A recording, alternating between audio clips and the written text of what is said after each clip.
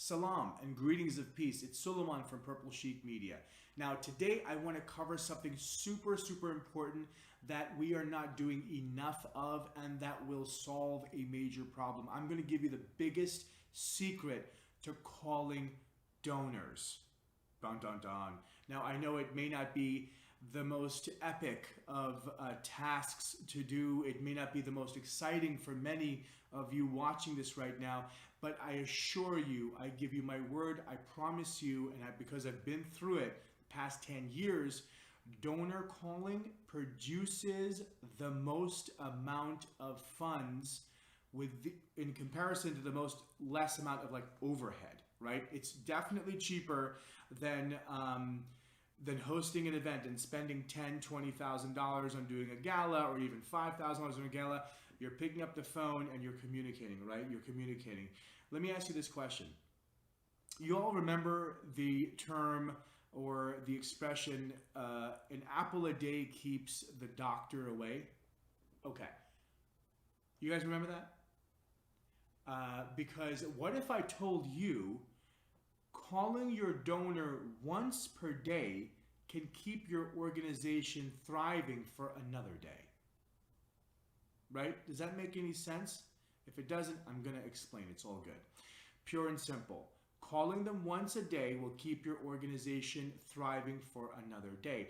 Many of you who are watching this, you might have email lists and not many phone lists per se, right? So you might have an email list like 1,000 and you're like, Suleiman, I got a list of 1,000 donors.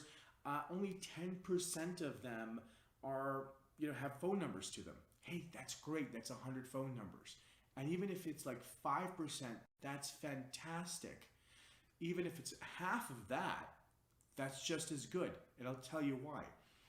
Your relationships with your donors shouldn't be about asking them for money. No. In fact, some of the biggest personal solicitations I and my peers had gotten were from donors who we built a personal relationship with. We wanted to know about them. They wanted to know about us. We're both humans. We're both in social good. Remember that. If you've got a donor, they are in social good. They may not be that $1 million a year donor or $10,000 a year donor or whatever have you, but they're still there to do good. They still want to leave an impact.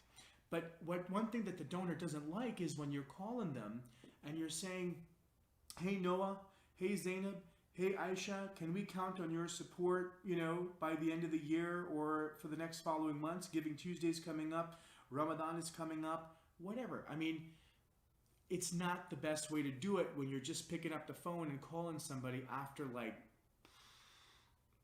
5 months, 6 months, which, let's be honest, every time you need money, that's when you're reaching out to donors. And that is not the right thing to do. Whether they're donors or customers or clients, whatever, what have you, that's not the right thing to do. So why are we calling? What's the purpose of really calling the donors? Here's what it is. Update, update, update. I'm pointing at my laptop because I've got update literally written 3 times in highlighted yellow. Update, update, update, right? Your peers are not doing this. Again, I use the word competition in a healthy way, in a way of social good.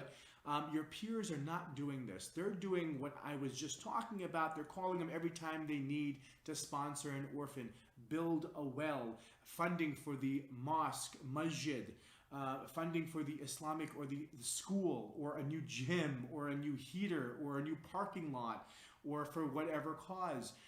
It could be for a soup kitchen. Whatever it is, it's for something that's good, that's going to make impact, which is always a good thing.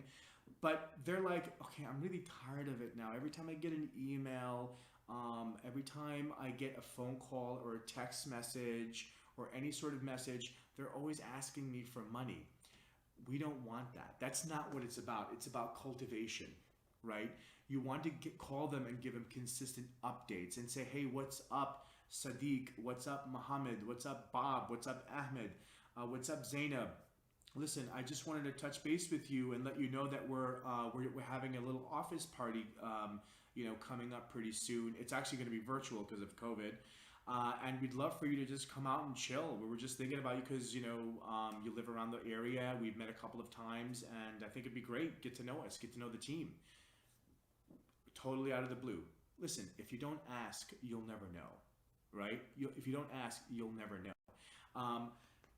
Another sample of like a classic thing that you can do to really build rapport and relationship is that you could host a very small dinner, a very small donor dinner, and have an appreciation event, for volunteers, advocates, and supporters.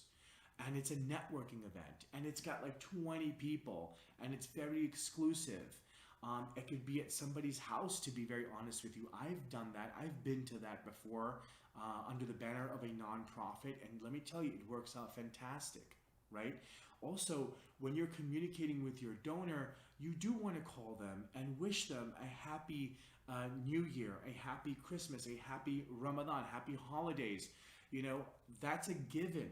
That's a given. Yeah, some people say you could write something to them, but nothing beats the voice, right? Nothing beats language. Nothing beats like meeting them at a cafe for lunch or something like that, right? Specifically your donors who are considered the ones who give like more than the 5, 10, 50K, 25K annually. You want to make sure if they're giving that amount, they most likely can give 2, 3 times that amount.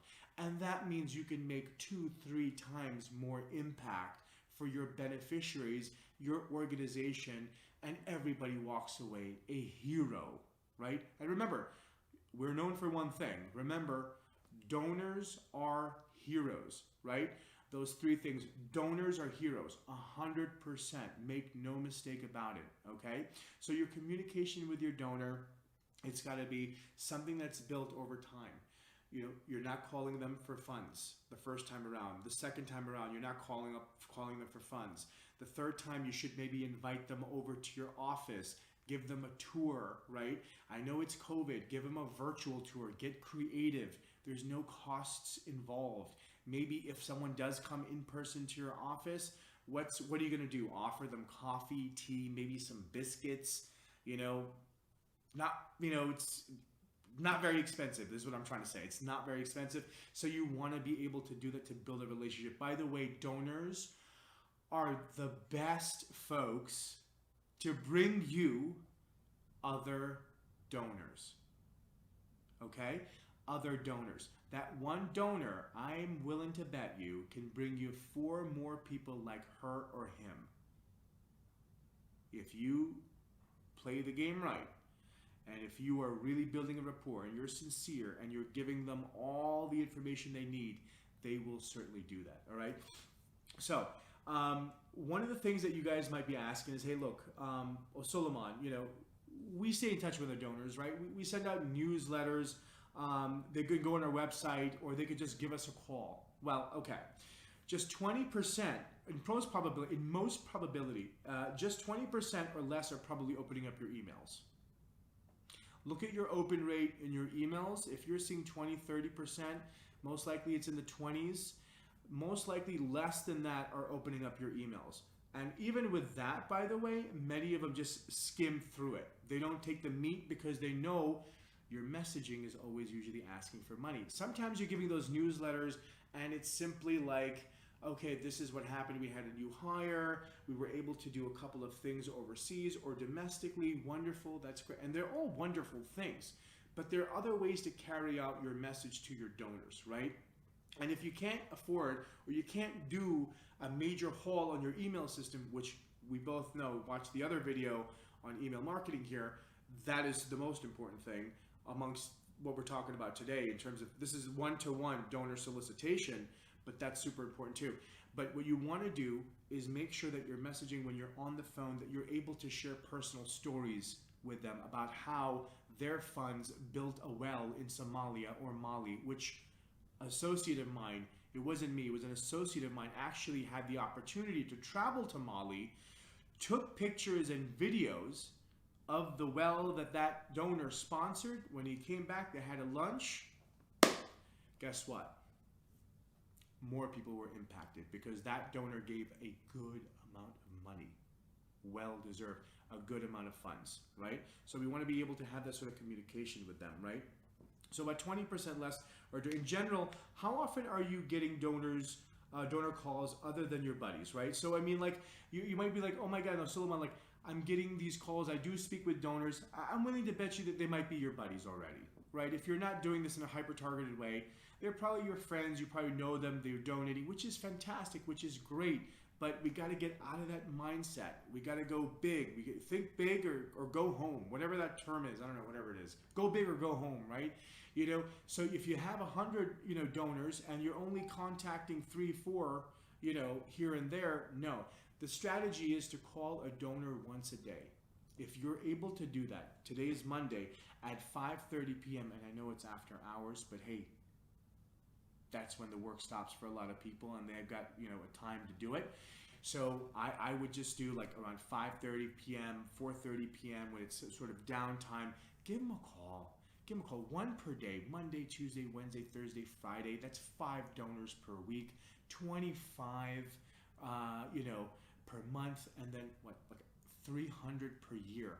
You're telling me if you don't call, 300 donors, 1 person per day, and then follow up with them with a log on a weekly basis or once a month at that point, because it starts to jumble up, it starts to go up, and then get some team members to also call them.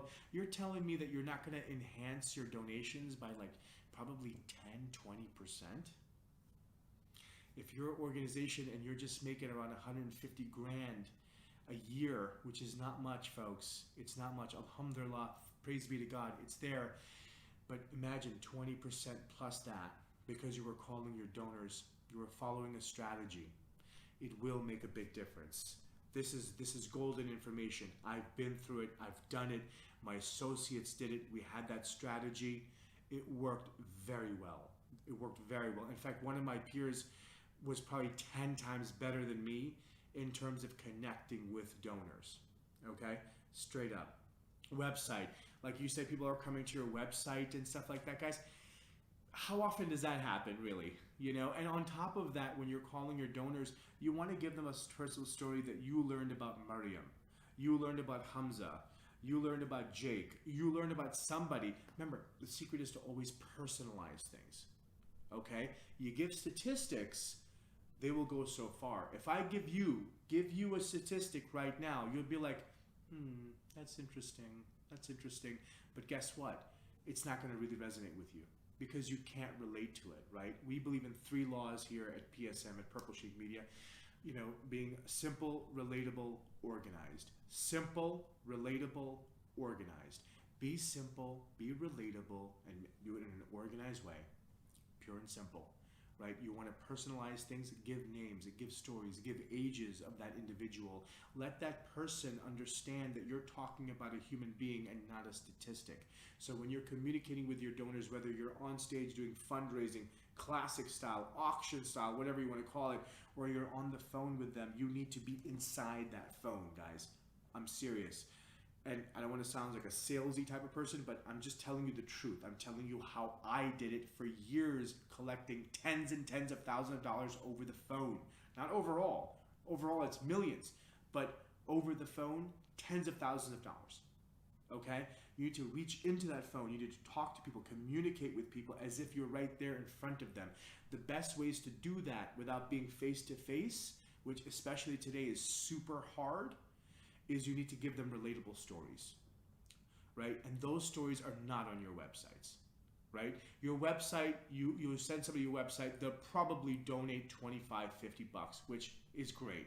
You speak to them on the phone, you give them a story, you tell them you're the face behind XYZ organization, things are going to change. They're going to start having more trust. They're going to become loyal. And especially on top of that, if you're consistently updating them through emails. All right? So, personal stories are a super way to do it.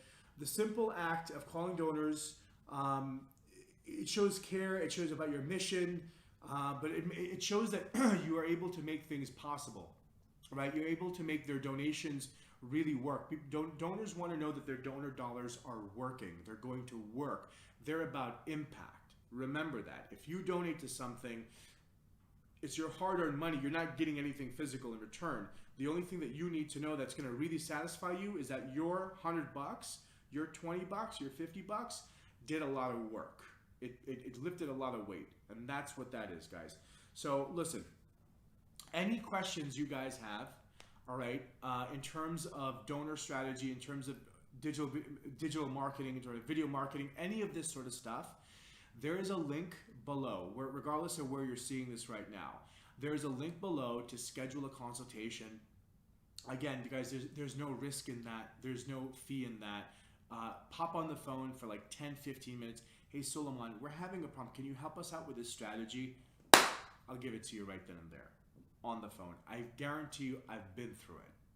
I've been through it. A decade worth of 60 hours per week at minimum, okay?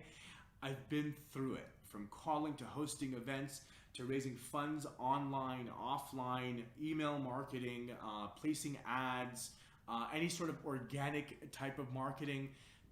Whatever you guys need, I am your resource. I am your go-to guy, okay? I'm that go-to person. So I'm giving you the secret away.